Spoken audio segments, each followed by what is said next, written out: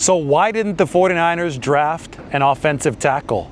That's the big question. The big location is Chase Center, where the Warriors play the Rockets tonight. I'm looking for tickets. I want to see Steph Curry and Jimmy Butler. But first, I'm going to answer the pressing question because I do think that the 49ers wanted to take an offensive tackle in this draft. I look back at the end of the third round, where the 49ers had pick number 100 and the Raiders had picks number 98 and 99. And the Raiders might have surprised the 49ers by using both of those selections on offensive linemen. First, the Raiders picked Caleb Rogers out of Texas Tech, who's probably going to be a guard at the next level, but played tackle in college. And then they picked Charles Grant, the William & Mary product, who's got excellent measurables, seems to really fit the 49ers' specific mold for tackle, but still is a raw player. The Raiders picked him at 99. So two straight offensive linemen before the 49ers came on the clock at number 100 and selected Upton Stout.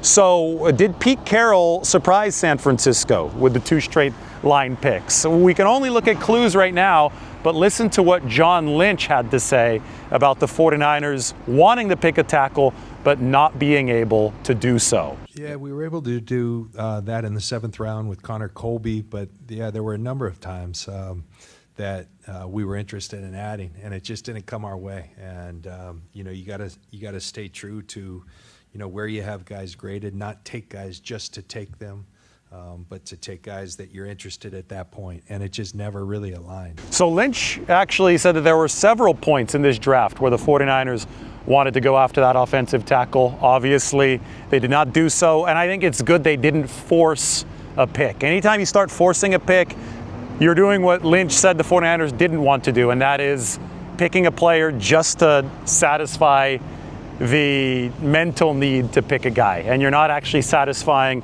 the need that you have on your roster if that player doesn't fit into your system. And we know that the 49ers are very, very particular about the skill sets that they require at tackle, the ability to move in space and the ability to pass protect on an island.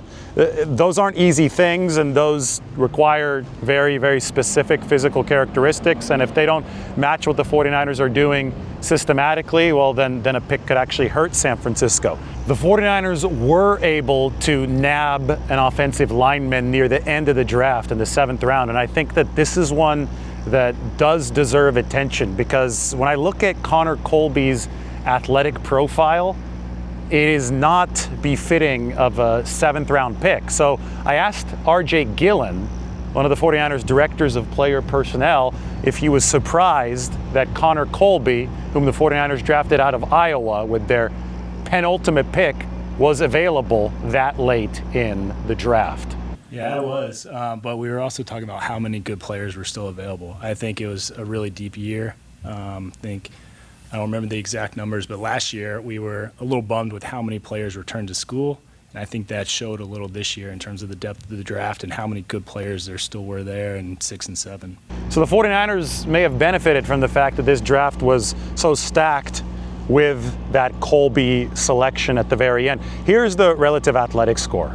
As you can see, it's in the 9s. It's very good.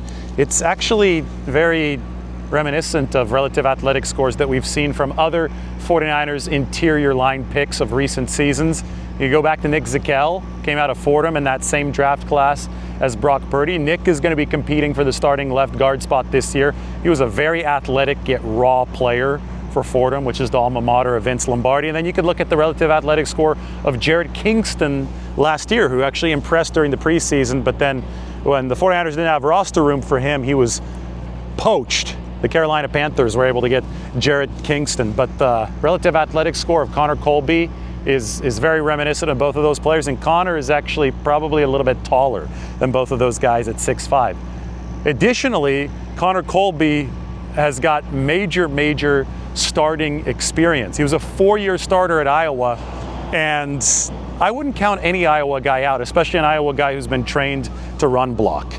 Yes, I'm referring to George Kittle, who was a monstrous run blocker, is a monstrous run blocker, developed into one at the University of Iowa under that coaching staff that just loves to run the football. So take a look at what Connor Colby is able to do in the run game. If you watch the tape, he operates very well in space. I think that athletic score translates, and He's one of those guys that I think probably still needs to develop a little bit more in pass protection. But we said similar things about Dominic Pooney last year, and Dominic Pooney was able to plug and play into the 49ers system and immediately became one of their best offensive linemen at that right guard position. All I know is that if anybody tries to tell me that a 7th round pick is just going to be a camp body and can't possibly deliver for the 49ers very early in his San Francisco tenure, all I have to do is show them this picture.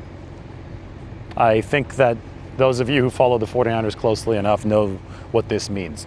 Brock Purdy and Jawan Jennings, both 7th round picks who delivered for the 49ers and continue to deliver for the 49ers. And especially in a deep draft like this one, Connor Colby, I think represents value for San Francisco. He's a guy that probably would have been off the board sooner in other drafts, but not this season. Let's talk a little bit more about readiness to contribute immediately. Connor Colby, 4-year starter at Iowa. Do not discount the value of that. I think a lot of people discounted the value of that for Brock Purdy, the 4-year starter at Iowa State. But the nuances that you're able to pick up and master over the course of starting multiple seasons in college, huge, especially if you compare it with the athleticism that Colby has already displayed. But San Francisco entered this draft wanting to get that tackle. They obviously didn't. And John Lynch has been very open about this. And I think the specific spot where they may have wanted to get one was where the Raiders were able to cut in front of them and pick 2 tackles. And Charles Grant really might have been a developmental prospect that the 49ers really, really liked. But the key word there is developmental prospect. Charles Grant, he's about as new to playing the tackle position as Chase Center is as an arena. Beautiful arena here, by the way, on the water.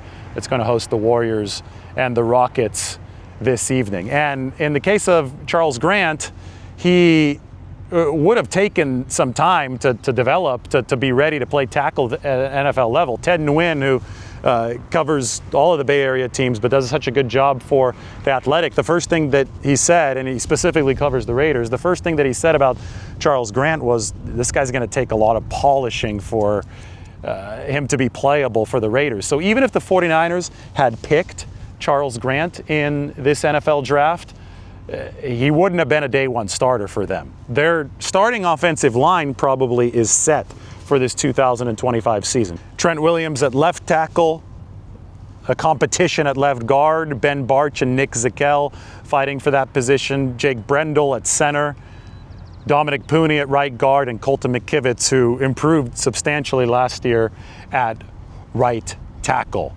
The future is what the 49ers are worried about at the tackle position. Colton McKivitz only under contract for 1 more season. Trent Williams is going to be 37 years old in 2025. So how do the 49ers build that bridge into the future at tackle? I think that they might have been hoping to get a developmental guy like a Charles Grant in this 2025 draft to help brace for that. But now they're going to have to brace for that in different ways. They can always look at the draft next year. Maybe they go heavy on tackles offensively in the draft next season, the way that they went heavy on defensive linemen this season. But still, for the short term, they've got to make sure that swing tackle position is shored up. It didn't seem that Kyle Shanahan was particularly sure of the plan when he was asked about it at his press conference.